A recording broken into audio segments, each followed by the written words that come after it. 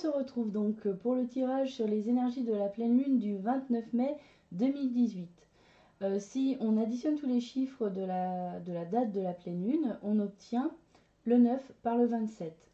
Cela correspond donc à 3 lames majeures du tarot de Marseille, le 9 l'ermite, le 2 la papesse et le 7 le chariot. Alors numérologiquement parlant, le 9 correspond à l'intégrité et à la sagesse, le 2 à la coopération et l'équilibre, et le 7 correspond à la foi et l'ouverture. Alors, ce qu'on peut en dire sur ces énergies du 29 mai 2018, bien tout d'abord le leitmotiv ça reste quand même la recherche intérieure, ça reste la quête intérieure, ces quêtes qu'on réalise depuis quelques temps maintenant, on en avait déjà parlé au mois de mai. Il s'agit de continuer à identifier ce qui fait partie des conditionnements, des croyances, quels sont les liens qui n'ont plus lieu d'être dans notre vie, les liens émotionnels, toxiques parfois, qui ne nous permettent pas d'avancer, et de vraiment découvrir notre vraie nature, notre moi profond. Donc on reste sur ces énergies-là, et il faut savoir qu'à la pleine lune, les énergies sont particulièrement accumulées, en fait. Donc c'est des grosses énergies qui sont envoyées dans ce sens. La carte de l'ermite rappelle que ce chemin, c'est un chemin qu'on fait seul. Personne ne peut réaliser cette évolution vers soi. On peut parler aussi de développement personnel, hein, c'est aussi un terme utilisé. Personne ne peut faire cette démarche à notre place. On peut obtenir de l'aide, il y a des outils qui existent bien sûr, hein, je parle souvent de bioénergétique, qui permettent justement de nettoyer certains blocages, accumulation d'énergie ou fuite d'énergie, mais il existe également des outils de développement personnel. D'ailleurs, j'aborderai un de ces sujets, un de ces outils d'analyse transactionnelle dans les éclairages à l'opiote. Donc, c'est un chemin que l'on réalise seul, donc on a encore besoin d'un peu d'intimité, de retour à soi, de se retrouver un petit peu face à nous-mêmes. Mais avec la papesse, on sait que ça va prendre un peu de temps. D'ailleurs, la lame de l'ermite et celle de la papesse sont deux lames assez lentes, hein. Donc c'est un travail qu'on continue à faire. Ça va pas se faire en un claquement de doigts. Donc il faut être assez persévérant. Et ça en vaut bien sûr la peine, hein, parce qu'il s'agit d'être soi et d'être heureux, hein, finalement. La papesse nous indique également, c'est une lame qui indique à la fois la dualité et l'association. On a le chiffre 2, s'associer à quelqu'un, et on a également le fait de la dualité, hein. Et ça, c'est deux choses qu'on va vivre en fait. L'un ne va pas sans l'autre d'une certaine manière. Donc on voit avec la papesse que on est encouragé à s'associer à d'autres personnes, on est encouragé à aller vers l'autre, et en même temps les énergies vont apporter aussi beaucoup de contrastes, c'est-à-dire que j'en avais déjà parlé, mais s'affirme de plus en plus les positions des uns et des autres. Chacun va affirmer de plus en plus sa vision. Donc attention, garder son intégrité, c'est une très bonne chose et c'est encouragé avec l'ermite et le 9. Mais l'intégrité ne veut pas dire entrer en conflit avec les autres, c'est-à-dire qu'il faut savoir le faire avec sagesse. La papesse, elle demande aussi un équilibre justement dans ses relations aux autres. C'est conforté par le chariot qui nous indique que il faut avoir la foi en soi, foi en la vie, mais aussi foi en les autres, et être assez ouvert d'esprit pour être capable d'empathie et de compréhension vis-à-vis des autres qui sont en face de nous et qui ne vont pas forcément émettre strictement le même avis.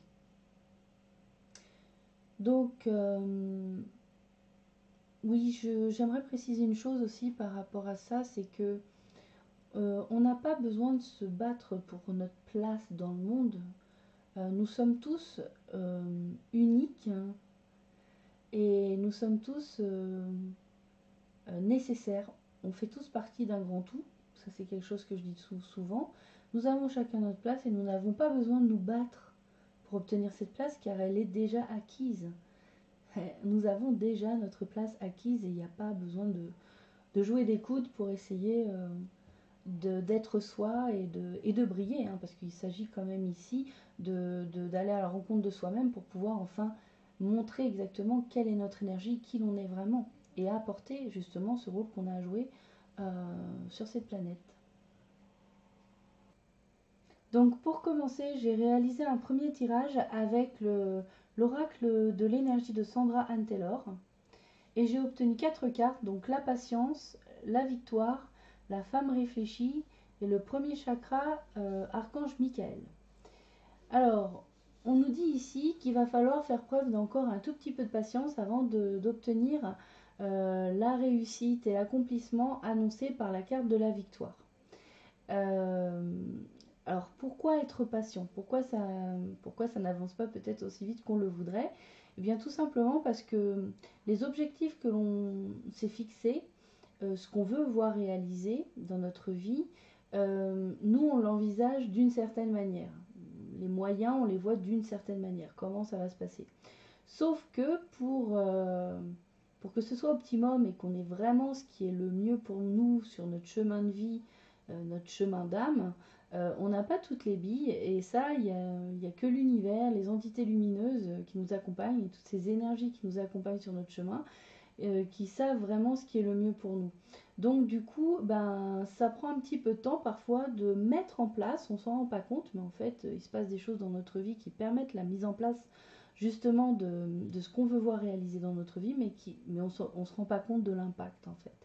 Et ça peut prendre un tout petit peu de temps. Donc ici, avec la carte de la patience, on nous dit pas de panique, c'est normal que tout ne soit pas entièrement concrétisé. Mais de toute façon, avec la carte de la victoire, on voit qu'on connaît vraiment, avec les énergies qui arrivent, elle nous amène la victoire et le succès. Donc de toute façon, à terme, c'est l'objectif d'être patient. Euh, on nous dit que même si à terme nous allons bel et bien réussir et être fiers de ce qu'on aura réalisé, que ce soit une réussite intérieure ou extérieure, il ne faut pas non plus se reposer sur nos lauriers. C'est-à-dire que parfois on a l'impression que parce que on connaît un changement à l'extérieur bénéfique, ça y est, il n'y a plus rien à faire. Mais en fait, souvent, il y a encore du travail à l'intérieur de nous à faire. Il y a encore des choses à découvrir pour connaître encore plus de réussite par la suite. Donc, quelque part, on nous dit, voilà, la réussite arrive, l'accomplissement arrive. Soyez juste un petit peu patient. Et je pense que c'est pour certains, parce que certains d'entre vous auront déjà réalisé certaines choses. Et puis d'autres, ça vient peut-être un petit peu moins vite, mais c'est juste une question de timing par rapport à ce que vous voulez. Donc, est-ce que je veux quelque chose qui arrive vite mais qui ne correspond pas tout à fait à ce que j'attends? Ou est-ce que je veux vraiment ce que j'attends et à ce moment-là, ça prend un peu plus de temps? Je crois que on peut être un petit peu patient. De toute façon, la victoire est au bout du chemin et cette victoire, par contre, ce n'est qu'une première étape. Ne pas se reposer sur ses lauriers pour continuer à avancer vers encore mieux dans notre vie. Avec la femme réfléchie que j'ai positionnée finalement sous la patience, on voit ici que c'est une femme en fait qui est compréhensive et pleine de sagesse. Donc moi je l'entends sous un sens que on vous invite pendant ce temps d'attente finalement à, à continuer à travailler sur soi, donc comme nous l'indique finalement l'ermite. Euh, et, euh, et faire preuve d'une grande compréhension, ça on l'avait, je rappelle, euh, avec l'ouverture dans les associations et les autres. Donc vraiment trouver un équilibre en soi, une intégrité mais équilibrée à l'autre. Et en même temps, il pourrait s'agir d'une femme qui pourrait, une amie ou une enseignante, qui pourrait rentrer dans votre vie pour vous aider à mieux comprendre, par exemple, vos émotions, à mieux comprendre qui vous êtes et vous aider sur ce chemin-là. Avec le premier chakra de l'archange Michael, là on nous parle de stabilité et d'équilibre, de stabilité et de sécurité. Donc je l'ai mis en dessous de la victoire parce que Justement, en fait, ces premiers accomplissements vont surtout vous permettre, sur votre chemin et dans vos nouvelles réalisations, dans vos nouveaux projets, vont vous permettre de vous stabiliser au quotidien. Il y a eu beaucoup de changements, mais vous gardez une forme de, voilà, de sécurité intérieure et extérieure. Euh, Vous êtes ancré dans le présent, dans la matière. Euh, voilà, vous avez aussi une forme d'équilibre, hein, c'est-à-dire trouver l'équilibre entre la partie psychologique et la partie physique du monde dans lequel on vit. Donc, donc finalement, ces énergies, elles sont extrêmement bénéfiques euh, parce qu'elles nous renforcent sur notre chemin pour nous aider justement à passer le changement. Parce qu'il y a beaucoup de changements et ça va continuer encore. Mais finalement, on on se découvre une forme de facilité à faire face au changement. Et je vous invite à regarder, c'était la toute première vidéo que j'avais faite quand j'ai ouvert la chaîne et je parlais de cela. Je disais que finalement le changement ça allait faire partie de notre routine, ça allait plus être quelque chose générateur de stress comme avant ou de voilà d'incertitude, de peur. C'est finalement on va apprendre à avoir le goût d'aller vers l'inconnu et découvrir de nouvelles choses sur soi et aussi d'amener de nouvelles choses dans le monde. Parce que, bon, c'est vrai qu'on peut faire du neuf avec l'ancien, mais si on veut vraiment changer les choses, si on veut changer l'état d'esprit, faut aller vers l'inconnu. Là, il faut voilà, on essaye quelque chose qui n'a jamais été fait quelque part. C'est ça l'innovation. Hein. C'est pas juste j'améliore ce qui est, c'est je trouve quelque chose qui est complètement différent, donc c'est complètement différemment. Donc voilà pour ce tirage. Donc ensuite avec l'oracle des chakras de Karine Sangster, j'ai obtenu 3 cartes. Donc la carte de la passion, celle de la foi et celle du lien. Alors ici, les cartes nous invitent à profiter des énergies de la pleine lune pour tout simplement faire des choses qui nous apportent beaucoup de plaisir. Le but c'est de dégager de la joie, du plaisir, alors seul à faire une activité ou entre amis, avec votre famille. Vraiment, vous êtes invité pendant cette période à multiplier les activités qui finalement vont rehausser vos vibrations en vous sentant bien, vraiment chercher le bien-être, chercher des moyens de vous amuser, de vous épanouir pour être dans la joie et soyez attentifs à vos désirs, c'est-à-dire que c'est aussi important pour attirer à soi des choses bonnes dans notre vie d'avoir envie en fait, d'avoir envie de faire les choses ou voilà, de réaliser ou de voir se réaliser des choses dans notre vie. Avec la carte de la foi, là on vous dit que c'est très important dans la période actuelle euh, d'avoir suffisamment foi en vous et en la vie pour oser parfois faire un pas dans le vide, de prendre un risque. Euh, Quand je parle de foi, une image qui me vient souvent, c'est une image d'Indiana Jones qui est dans le temple et qui est face à un fossé, un grand trou sans fond. Et en fait, il fait un acte de foi et il fait un pas dans le vide. Et finalement, il y a toute une rampe, tout un pont de verre qui lui permet de passer de l'autre côté du ravin.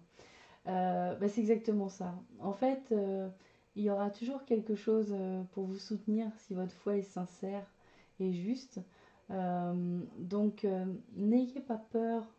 Euh, Sachez que vous êtes soutenu. Je le dis souvent parce que je crois que c'est important de le savoir. L'univers n'est pas contre nous, il est avec nous. Il est là pour répondre à nos attentes et pour qu'on vive au mieux cette expérience incarnée sur Terre. Donc, ayez la foi, sachez que si vous êtes sur votre chemin d'âme, si vous êtes dans la bonne direction, il n'y a pas de souci, vous serez toujours soutenu. Et, euh, et finalement, ça vous demande de faire un petit pas, oui, un petit pas risqué, euh, de se dire j'y vais, je tente le coup, quoi. Et avec la carte du lien, Et ben on revient encore à cette histoire de rapport à l'autre. Rappelez-vous que nous sommes tous un à la base, c'est-à-dire que nous venons tous de la même source. Nous sommes différents parce que nous sommes une facette, une expression différente de cette source du divin, voilà, de cette force universelle. Mais à la base, on fait tous partie de ce grand un. Donc, favorisez, même si vous êtes dans une démarche intérieure, favorisez quand même les relations aux autres. On en parlait tout à l'heure. Il suffit de s'aménager un temps pour soi et un temps pour les autres, mais n'excluez pas complètement finalement vos rapports aux autres durant la période. Et soyez aussi, comment dire, comme on disait tout à l'heure, soyez compatissants, ouverts, même si les gens vont pas forcément avoir la même opinion que vous à 100%, c'est pas grave. Si vraiment les gens sont toxiques pour vous, je vous rappelle que c'est pas la peine d'insister, hein. Dites ok, tu penses ça, c'est bien, bah, je m'en vais. Mais si vous avez des gens avec qui vous avez de très bonnes relations et que effectivement sur certains points c'est pas pile poil comme vous pensez, mais c'est pas grave. Chacun a le droit d'avoir sa vision à partir du moment où chacun respecte l'intégrité de l'autre, il n'y a pas de souci. Voilà. Après, si ça devient compliqué et qu'on vous impose quelque chose, ça, non. On rejette ce type de relation, on s'en va, hein. Mais voilà, donc durant cette période, même si on est très occupé à savoir qui l'on est, à faire cette espèce de voyage intérieur là qu'on a commencé déjà depuis quelques temps, surtout ne pas rompre les liens aux autres et quelque part rappelons-nous quoi qu'il arrive que l'autre est un autre moi. Voilà. Pour terminer ce tirage, j'ai donc obtenu une carte, des cartes oracle de guérison de sagesse universelle de Tony Carmine Salerno. Donc, comme à mon habitude, je vous lis donc le petit message de la carte. Donc ici j'ai obtenu l'ange bleu. L'ange bleu, bien c'est l'archange Michael. Comme par hasard, on le retrouve encore une fois. On l'avait tout à l'heure avec le chakra racine. Donc voici le message de la carte. Ange bleu. L'archange Michael est apparu dans votre tirage pour vous aider à régler un problème ou une situation conflictuelle. L'archange Michael vous offre la guérison et vous aide à surmonter les obstacles, la peur ou le doute qui vous assaillent en ce moment. Toutefois, pour que la guérison agisse, vous devez avoir la volonté de lui confier votre problème et vos soucis. Faites-lui confiance. Soit le problème va se résoudre de lui-même, soit l'archange Michael va faire en sorte que vous vous en détachiez au niveau énergétique. Sachez que quel que soit le résultat, il sera sans aucun doute le meilleur qui soit. Confiez vos soucis à l'archange Michael, demandez-lui son aide et ayez une entière confiance en leur résolution. Lorsque vous regardez le ciel, rappelez-vous qu'il vous protège. Parlez-lui, partagez avec lui vos problèmes et vos craintes. Sachez qu'il est toujours à votre écoute et qu'aucune requête n'est anodine ou trop importante pour lui. L'énergie de l'archange Michael circule sur la planète tout entière, qu'importe où vous êtes sur Terre. Il vous enveloppe de son amour. Il est souvent désigné comme l'ange bleu ou le rayon bleu, car la couleur bleue est la fréquence qu'il émet et sur laquelle il s'harmonise. Levez la tête vers le ciel et sentez la paix et la lumière qu'il apporte. Les joyaux de la paix je distribuerai, au-dessus du ciel se meuvent des océans d'amour. Donc, comme d'habitude, dans le cadre de vos méditations ou de vos prières, vous pouvez donc invoquer l'ange bleu Michael ou visualiser tout simplement la couleur bleue, hein, puisque c'est sa fréquence, et confier vos problèmes, vos difficultés que vous n'arrivez pas à solutionner. Remettez-lui tout simplement le petit paquet et bien sûr pensez à remercier, hein, j'insiste toujours là-dessus, la gratitude c'est important. Et justement, il ne me reste plus qu'à vous dire un grand merci pour avoir visionné cette vidéo, pour tous vos abonnements, vos likes, vos commentaires et vos partages. C'est toujours un plaisir pour moi de voir augmenter le nombre d'abonnés et de lire vos commentaires, bien sûr. Donc n'hésitez pas surtout à m'indiquer si ça vous a plu, si ça vous parle, etc. etc. C'est important pour moi. Sinon, ben, on se retrouve bien sûr pour les taroscopes mensuels par signe que je vais m'efforcer. J'en ai vraiment la ferme intention que je vais donc sortir avant le 1er juin. Je vous annonce également, ouais, je profite de cette vidéo pour vous annoncer la sortie de 2 nouveaux formats début du mois de juin. Le premier format, c'est un tirage amour. Donc, vous découvrirez mes nouveaux decks spécifiques pour la partie sentimentale amoureuse. Ce sera donc pas une seule vidéo, mais 3. Parce que j'ai préféré séparer les célibataires, les couples et les personnes en transition. Donc c'est par exemple si vous avez quelqu'un dans le cœur mais que c'est pas encore concrétisé ou que vous commencez tout juste à fréquenter une personne. Donc voilà, il y aura 3 vidéos distinctes pour la partie tirage amour. Et puis le deuxième format, bien ça va être un tirage avec un autre support que les cartes oracle ou tarot. Et ça, bah, je vous laisse la surprise, je vous laisse découvrir ce nouveau format. Voilà, bien comme toujours les loupiotes, prenez grand soin de vous. Je vous fais plein de gros bisous et vous dis à bientôt. Ciao les loupiotes.